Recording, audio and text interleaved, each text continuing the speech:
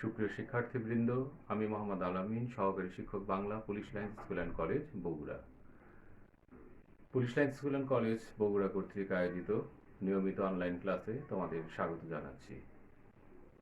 প্রিয় দশম শ্রেণীর শিক্ষার্থীবৃন্দ, আমি আজকে তোমাদের সঙ্গে আলোচনা করব তোমাদের পাঠ্য বই, অর্থাৎ তোমরা দেখতে পাচ্ছ বাংলা ভাষার ব্যাকরণ নবম দশম শ্রেণী।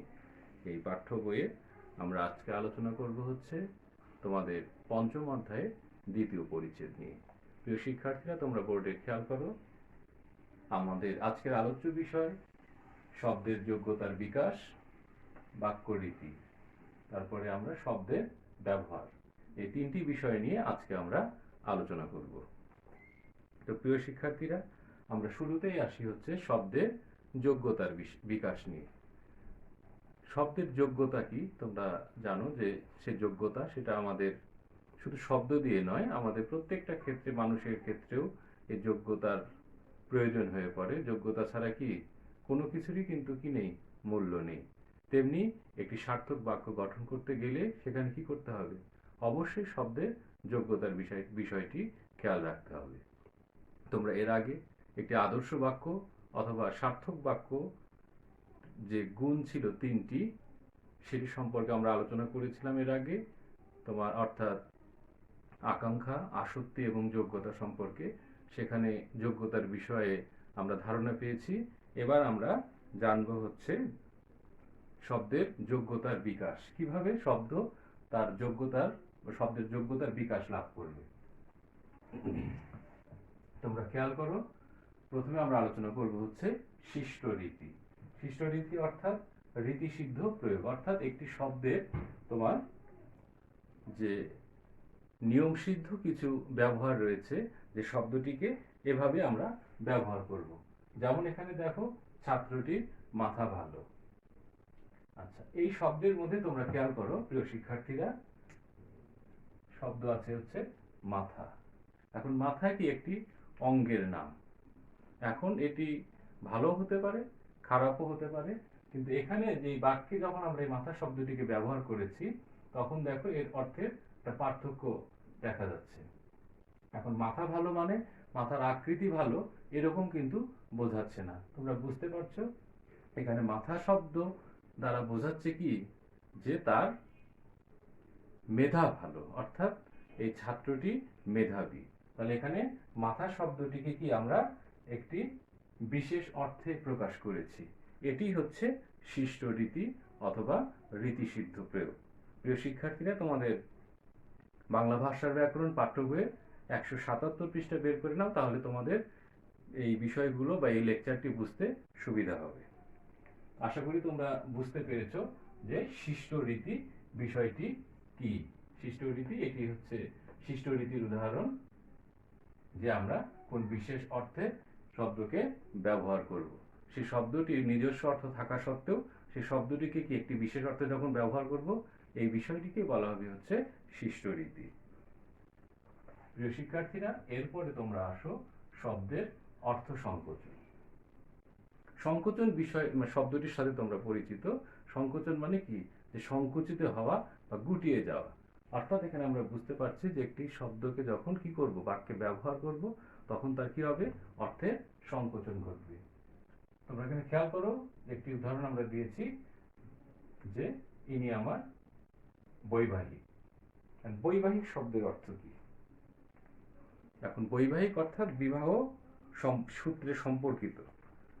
এখন এই বাক্যে যখন বলা হচ্ছে যে ইনি আমার বৈবাহিক, তাহলে এখানে এই বৈবাহিক শব্দটি কি বিবাহ সূত্রে সম্পর্কিত অর্থ না বুঝিয়ে কি বোঝাচ্ছে এখানে, যে ছেলে বা মেয়ের শ্বশুর সম্পর্কিত ব্যক্তিকে। তাহলে অর্থাৎ এই যে বাক্যটি তোমরা দেখতে পাচ্ছ, বাক্যের যে বৈবাহিক শব্দটি, এই শব্দটি দ্বারা কি বোঝাচ্ছে, ছেলে বা মেয়ের শ্বশুর সম্পর্কিত কোনো ব্যক্তিকে কিন্তু নির্দেশ করছে। তাহলে কি হলো, এই বাক্যে যে শব্দটি রয়েছে, এই শব্দটির অর্থ কি হয়ে গেল, সংকুচিত হয়ে গেল। কারণ কিভাবে সংকোচন ঘটলো দেখো, যেহেতু বৈবাহিক শব্দের অর্থই হচ্ছে বিবাহ সূত্রে সম্পর্কিত। এখন একটা মেয়ে বা ছেলের যখন বিয়ে হয়, তখন সে বিভিন্ন সম্পর্কের সাথে কিন্তু জড়িয়ে পড়ে। কারণ বিবাহের ফলে হয়তো ধরো একটি মেয়ের বিয়ে হচ্ছে, মেয়ে বিয়ে হয়ে শ্বশুর বাড়িতে আসছে, সেখানে এসে শ্বশুর পাচ্ছে, এটা কিন্তু বিবাহ সূত্রেই পাচ্ছে, শাশুড়ি পাচ্ছে, স্বামী, দেবর, ননদ, আরো আরো বিভিন্ন আত্মীয় স্বজন। একইভাবে একটা ছেলে যখন বিবাহ বন্ধনে আবদ্ধ হয়, তখন সে স্ত্রীর পাশাপাশি শ্বশুর, শাশুড়ি বা শালা, শালি, তারপরে এরকম আরো বিভিন্ন মানে আত্মীয় কিন্তু পেয়ে থাকে। কিন্তু এই বৈবাহিক শব্দটি, এটি যদি আমরা এর নিজস্ব অর্থে যদি ব্যবহার করতাম, তাহলে কি হতো, অনেকগুলো সম্পর্কের সাথে কিন্তু যুক্ত হয়ে যেত এই শব্দটি। কিন্তু এই শব্দের মানে অর্থ অনুযায়ী অনেকগুলো সম্পর্ক থাকা সত্ত্বেও এই শব্দটি কি হলো, সংকুচিত হয়ে মাত্র একটি অর্থকে সে গ্রহণ করলো। এই জন্যই বলা হচ্ছে শব্দের অর্থ সংকোচন। প্রিয় শিক্ষার্থীরা, তোমরা আশা করি বুঝতে পেরেছ। এরপরে আমরা আসি শব্দের অর্থান্তর। আমরা আলোচনা করলাম শিষ্ট রীতি, আলোচনা করলাম শব্দের অর্থ সংকোচন। এখন আমরা আলোচনা করব শব্দের অর্থান্তর। অর্থান্তর মানে কি? অর্থান্তর অর্থাৎ অন্য অর্থ। যেমন আমরা কি বলি, দেশান্তর, কি সে দেশান্তরী হয়েছে। তার দেশান্তরী হয়েছে মানে কি, একটা দেশ থেকে সে অন্য দেশে চলে গিয়েছে, এই জন্য বলা হচ্ছে দেশান্তর। তাহলে কাজে অর্থান্তর মানে কি হবে, অন্য অর্থ। তার মানে শব্দের অর্থান্তর বলতে বোঝাচ্ছে একটা শব্দ অন্য অর্থ কি করবে, মানে ধারণ করবে বা গ্রহণ করবে। এখানে একটি উদাহরণ তোমরা খেয়াল করো বোর্ডে, মেয়ের শ্বশুর বাড়ি তত্ত্ব পাঠানো হয়েছে। আচ্ছা, এখন এখানে দেখো যে আমরা যে শব্দটি অর্থান্তরের কথা বলছি, আমরা যে শব্দটির অর্থান্তরের কথা বলছি সেটি দেখো, সেটি হচ্ছে তত্ত্ব। এমনি তত্ত্ব ইংরেজিতে আমরা এই শব্দটিকে বলি হচ্ছে থিওরি। তাহলে এই যে তত্ত্ব আর হচ্ছে এই মেয়ের শ্বশুর বাড়ির তত্ত্ব পাঠানো হয়েছে, দুটি কিন্তু কি দুই রকম অর্থ ধারণ করে। এমনিতেই তত্ত্ব শব্দটির কে আমরা যে অর্থে আসলে ব্যবহার করি সেটি কোন অর্থ? তত্ত্ব মানে হচ্ছে সংবাদ। এখন এই বাক্যে কিন্তু কি মেয়ের শ্বশুর বাড়ি তত্ত্ব পাঠানো হয়েছে, তার মানে কি এখানে বোঝাচ্ছে যে মেয়ের শ্বশুর বাড়ি সংবাদ পাঠানো হয়েছে? এটি কিন্তু আমরা সবাই জানি যে আমাদের যে তত্ত্ব মানে শ্বশুর বাড়ি তত্ত্ব পাঠানো বা মেয়ের শ্বশুর বাড়ি তত্ত্ব বা ছেলে শ্বশুর বাড়ি তত্ত্ব পাঠানো, এই তত্ত্ব পাঠানোর বিষয়টি কি, এটা হচ্ছে উপহার সামগ্রী বা উপঢৌকন। তাহলে এই বাক্যে তত্ত্ব শব্দটি কি হয়েছে, তার নিজস্ব অর্থ হচ্ছে সংবাদ, কিন্তু এই বাক্যে তত্ত্ব শব্দটিকে ব্যবহার করার ফলে এই শব্দটি একটি অন্য অর্থ ধারণ করেছে। কোন অর্থ? উপঢৌকন অর্থ। তাহলে এই তত্ত্ব শব্দটির নিজস্ব অর্থ কি?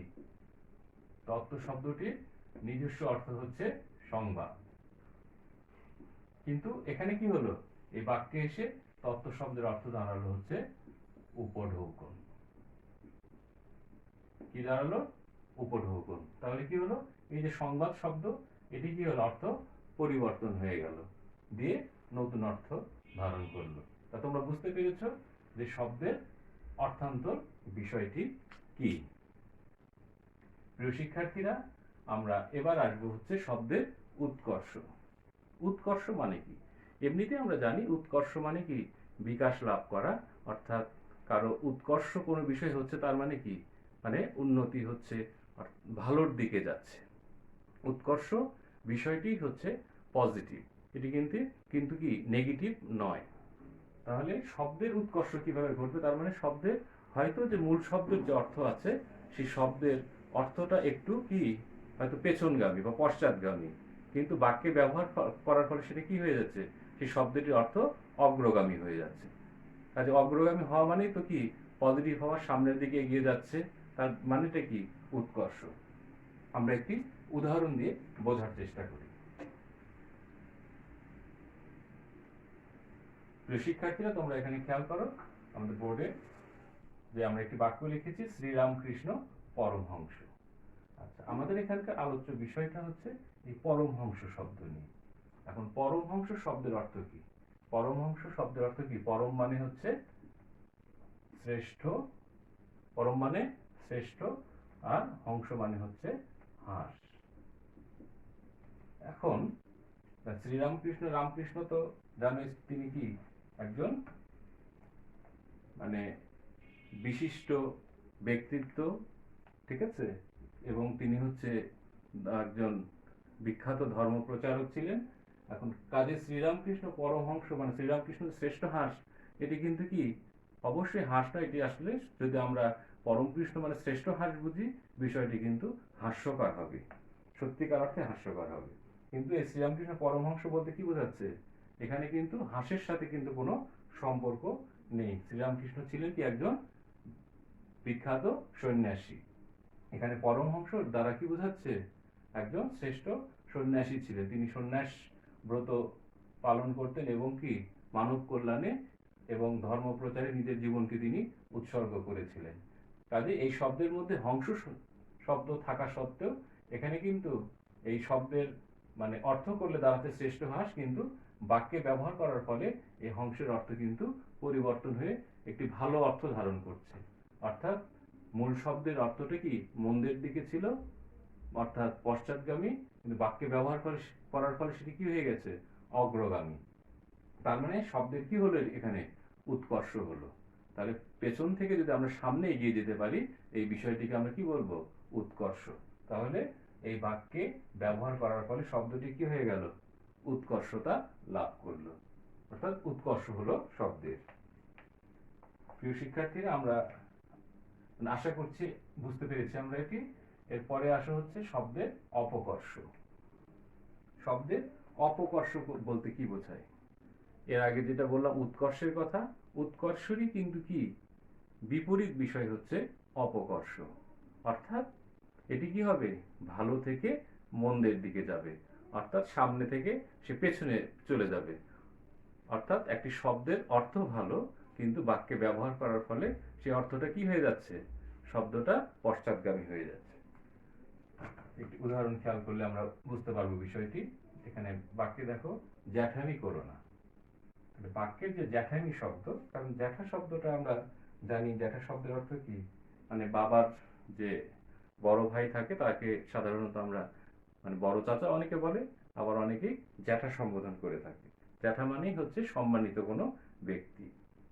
এখন কথা হচ্ছে জ্যাঠামি করো না, অর্থাৎ কোনো ছোট ছেলে যদি কি বড় মানুষের মতো আচরণ করে, তখন কি সেই ক্ষেত্রে এই শব্দটি ব্যবহার করে থাকি আমরা, জ্যাঠামি করো না, অর্থাৎ ছোট হয়ে বড় মানুষের মতো আচরণ করো না। তাহলে কি দাঁড়াচ্ছে, শব্দটির অর্থ ছিল ভালো, বাক্যে ব্যবহার করার ফলে সেটি কি হয়ে গেল, অর্থটা কিন্তু ভালো থেকে মন্দের দিকে চলে গেল। কাজেই এখানে কি হলো, শব্দের অপকর্ষ হলো। তো প্রিয় শিক্ষার্থীরা, তোমরা বুঝতে পেরেছ যে আমাদের যে শব্দের যোগ্যতার বিকাশ, এটি নিয়ে যে আমরা এতক্ষণ আলোচনা করলাম, সেই সম্পর্কে আশা করছি তোমাদের ব্যবহার সাধনা হয়েছে। তোমরা বোর্ডে খেয়াল করো, শব্দের ব্যবহার আমরা বাক্য রীতিটা এর পরে আলোচনায় আনছি। এবার আলোচনা করব শব্দের ব্যবহার, অর্থাৎ আমরা যে শব্দগুলোকে দেখো, এখানে 5টি উদাহরণ টেনেছিলাম, এখানে যে শব্দগুলো বিভিন্ন 5টি শব্দ ব্যবহার করেছি। এই শব্দের ব্যবহারের বিষয়ে আমরা আগে কথা বলে নিই। শব্দের যে ব্যবহার, এটি দুই প্রকার। তোমাদের পরীক্ষায় কিন্তু এমসিকিউ আসে, এটি শব্দের ব্যবহার কয় প্রকার। তোমাদের পাঠ্য বইয়ের 177 পৃষ্ঠা আমি আগে বের করে নিতে বলেছিলাম, সেখানে তোমরা দেখো যে শব্দের ব্যবহার 2 প্রকার, এটি তোমরা আন্ডারলাইন করে নাও, তোমাদের এমসিকিউ এর জন্য কাজে লাগবে। শব্দের ব্যবহার হচ্ছে 2 প্রকার, একটি হচ্ছে বাচ্যার্থ আর একটি হচ্ছে লক্ষ্যার্থ। তোমরা বোর্ডে খেয়াল করো, বাচ্যার্থ আর একটি হচ্ছে লক্ষ্যার্থ। এখন কথা হচ্ছে বাচ্যার্থ বলতে কি বুঝি আর লক্ষ্যার্থ বলতে কি বুঝি। বাচ্যার্থ হচ্ছে যে সকল শব্দ তাদের আবিধানিক অর্থে ব্যবহৃত হয়। আবিধানিক অর্থে মানে অভিধানে আসলে শব্দের যে অর্থ আছে, সেই অর্থে যখন আমরা বাক্যে ব্যবহার করব, তখন সেই বিষয়টিকে বলা হবে হচ্ছে বাচ্যার্থ। আর যে সকল শব্দ তাদের আবিধানিক অর্থে ব্যবহৃত না হয়ে অন্য কোনো নতুন অর্থে ব্যবহার করা হবে, তখন সেটিকে বলা হবে হচ্ছে লক্ষ্যার্থ। অর্থাৎ একটি শব্দকে আমরা কোন লক্ষ্যে ব্যবহার করছি, বিষয়টিকে আমরা সংক্ষিপ্তভাবে এইভাবে মনে রাখতে পারি। বাচ্যার্থের বিষয়টি হচ্ছে আবিধানিক অর্থের সাথে সংযুক্ত, আর লক্ষ্যার্থের বিষয়টি হচ্ছে ব্যবহারিক অর্থের সাথে সম্পর্কিত। অর্থাৎ একটি শব্দকে যদি আমরা আবিধানিক অর্থে ব্যবহার করি, অর্থাৎ মূল অর্থে ব্যবহার করি, তখন এটিকে বলা হবে বাচ্যার্থ। আর যদি একটি শব্দকে মূল অর্থে ব্যবহার না করে কি নতুন একটি অর্থে যদি আমরা শব্দটিকে ব্যবহার করি, সেই ক্ষেত্রে এই বিষয়টিকে বলা হবে হচ্ছে লক্ষ্যার্থ। আমরা একটি উদাহরণ নিলেই বিষয়টি কিন্তু পরিষ্কার হবে। যেমন ধরো এখানে লেখা হয়েছে ছাত্রটির মাথা ভালো। আমরা একটু মিশিয়ে দিই, দুটি উদাহরণ নিই আমরা। তোমরা বোর্ডে খেয়াল করো প্রিয় শিক্ষার্থীরা, ধরো হচ্ছে ছাত্রটির মাথা ফেটে গেছে। বোর্ডে খেয়াল করো, ছাত্রটির মাথা ফেটে গেছে। এটি একটি উদাহরণ। আমরা আরেকটি যে উদাহরণ একটু আগে দিয়েছিলাম সেটিও লিখি এখানে, যে ছাত্রটির মাথা ভালো। কি লিখলাম দেখো, ছাত্রটির মাথা ভালো। শিক্ষার্থীরা তোমরা খেয়াল করো, প্রথম বাক্যে লিখেছিলাম মাথা, দ্বিতীয় বাক্যেও কিন্তু লিখেছি মাথা, কিন্তু এই দুই মাথার মধ্যে কি আছে, পার্থক্য আছে। কিন্তু দুই মাথা মানে কি, এখানে মাথা শব্দের মধ্যে, আমাদের নিজেদের সে মাথার মধ্যে না। আচ্ছা, এই যে ছাত্রটির মাথা ফেটে গেছে, তার মানে এই মাথা বলতে কি বোঝাচ্ছে, ছাত্রটির অর্থাৎ যে এটা কি একটা প্রত্যঙ্গ, অর্থাৎ যে মাথা এটা সেটা ফেটে গেছে। অর্থাৎ মাথা শব্দ যে মস্তক, ঠিক আছে, বা একটি অঙ্গবিশেষ, সেটিকে কিন্তু এখানে প্রকাশ করছে। অর্থাৎ মাথা শব্দটিকে যদি আমরা বাংলা অভিধানের অর্থ খুঁজতে যাই, তখন কি পাবো, একটি অঙ্গবিশেষ বা মস্তক, এভাবে আমরা অর্থ পাবো।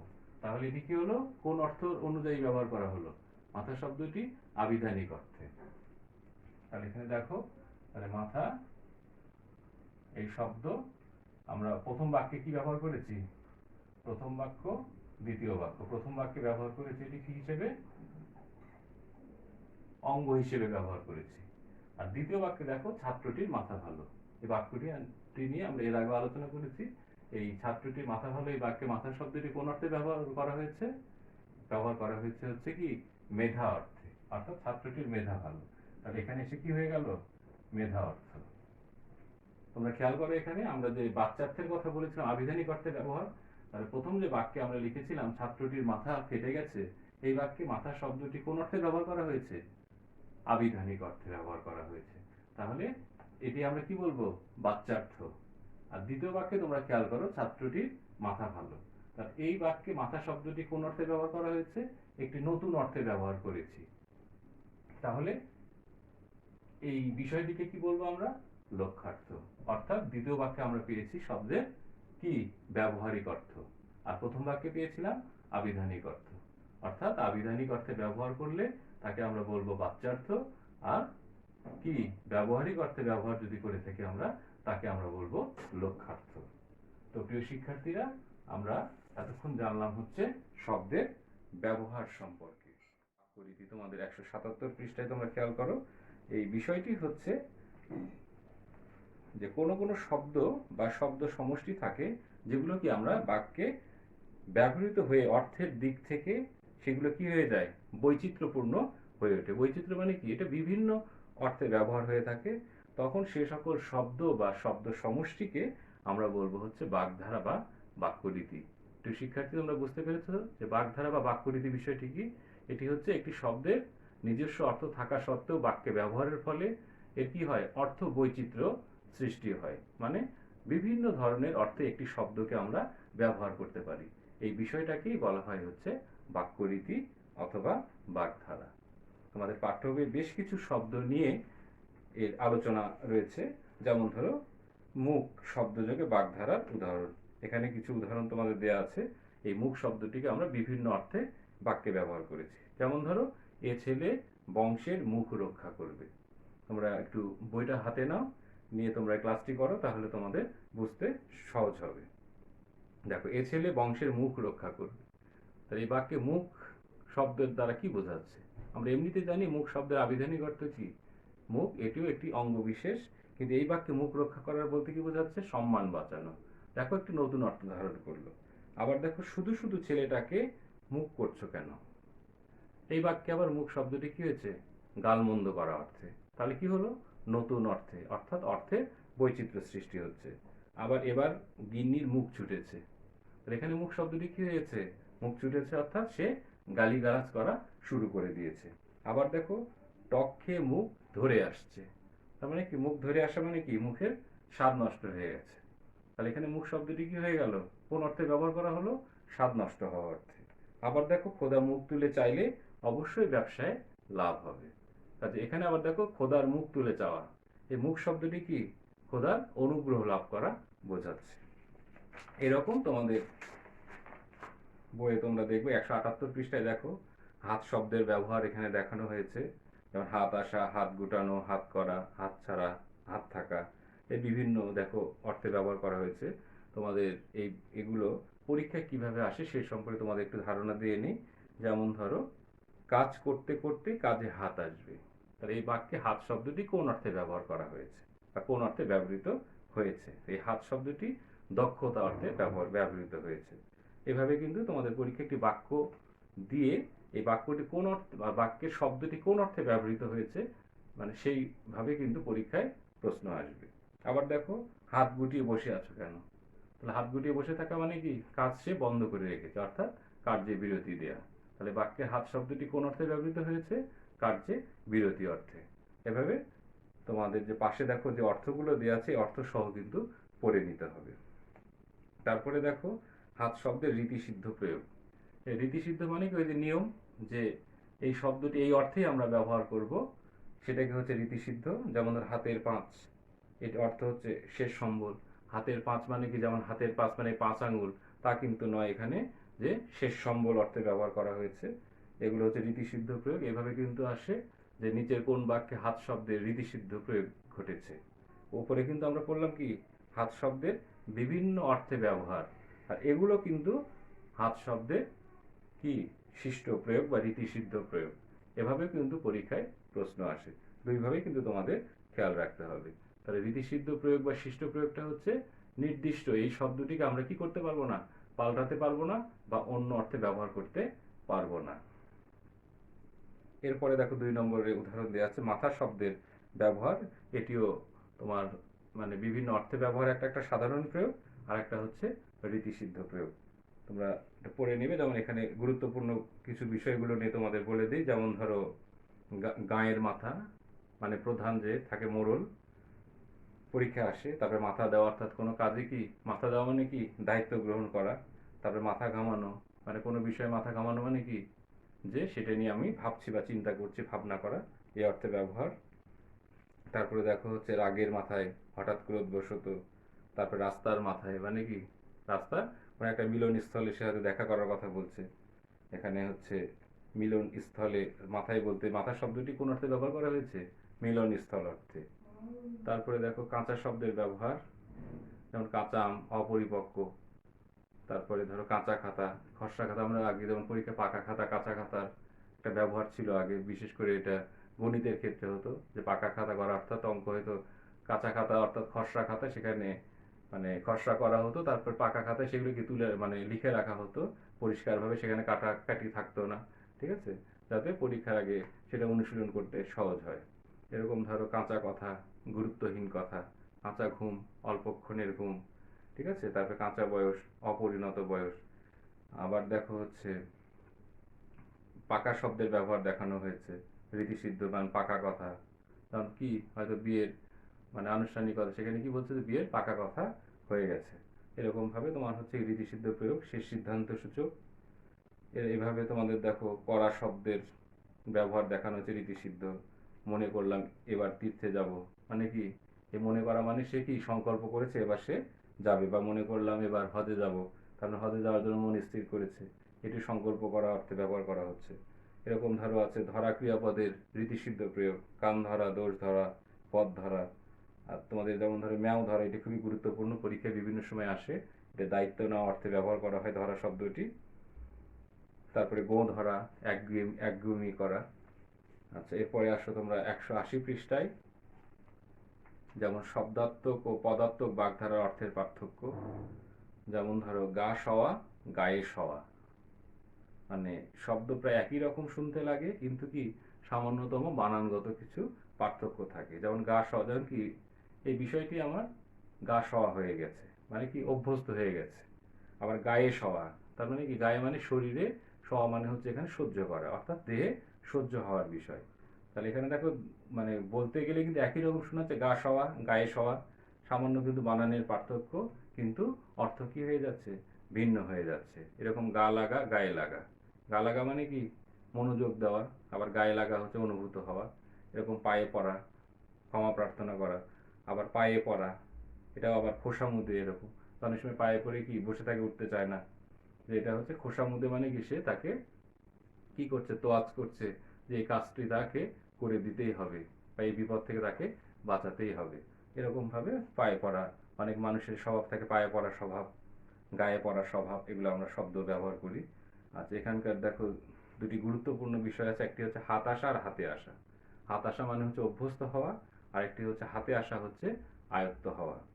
আচ্ছা, আরেকটি আছে দেখো রোগ ধরা, আরেকটি আছে রোগ ধরা। দুটি কিন্তু রোগ ধরা। একটি রোগ ধরা হচ্ছে কি, রোগ নির্ণয় করা, আরেকটি রোগ ধরা হচ্ছে রোগ আক্রান্ত হওয়া। বলি যে ছেলেটির কি রোগে ধরেছে, তার মানে কি তার সে রোগে আক্রান্ত হয়ে গেছে। আবার যদি বলি এরকম, ডাক্তার ছেলেটির রোগ ধরতে পারছে না, তার মানে এখানে রোগ ধরা বলতে কি, যে রোগ সে নির্ণয় করতে পারছে না।